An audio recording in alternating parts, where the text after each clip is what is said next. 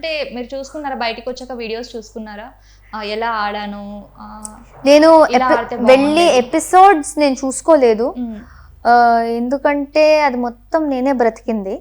Okay. So మళ్ళీ వెళ్ళి నన్నే చూసుకోవడం ఎందుకు, ఏమేం జరిగిందో నాకు తెలుసు.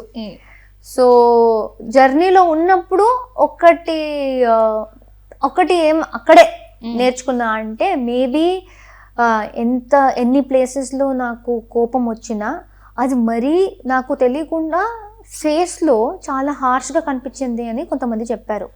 స్టార్టింగ్లో. సో నాకు తెలియకుండా జరిగింది అది. అంటే నేను నా profession actor, God gifted.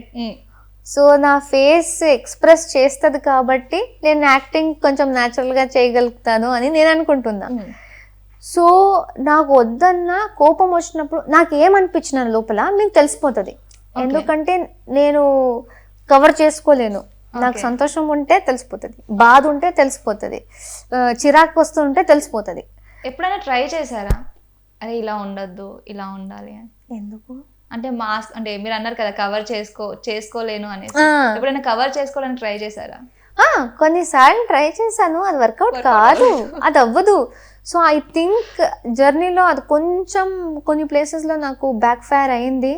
That నాకు కొన్ని ప్లేసెస్లో చిరాకు వస్తే లేకపోతే నాకు కోపం వస్తే అది నా మైండ్లో అరే నేను నార్మల్గానే ఉన్నా కదా, ఎందుకు మీరు అలా అంటున్నారు అంటే, నీకు తెలియదమ్మా నీ ఫేస్లో చాలా నువ్వు హార్ష్గా ఉన్నట్టు కనిపిస్తుంది అన్నారు. సో మేబీ అది ఆ level anger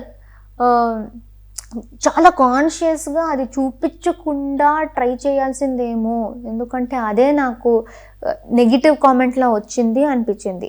okay, that was one thing that I felt. Okay, అదంతా స్టార్టింగ్ లో అండి. ఆ తర్వాత మీరు చేంజ్ అవ్వడము, స్వీట్ గా క్యూట్ గా అందరు, అది ఫైటింగ్ అనే సరే, అరే ప్రేడ వచ్చింది ఫైటింగ్ చూడండి అనేసి ఎక్సైట్మెంట్ ఉండేదన్నమాట. అదే ఏదో అలా జరిగిపోయింది, అదేదో మీ అభిమానం అండి. మీ అభిమానం ఉంది. బట్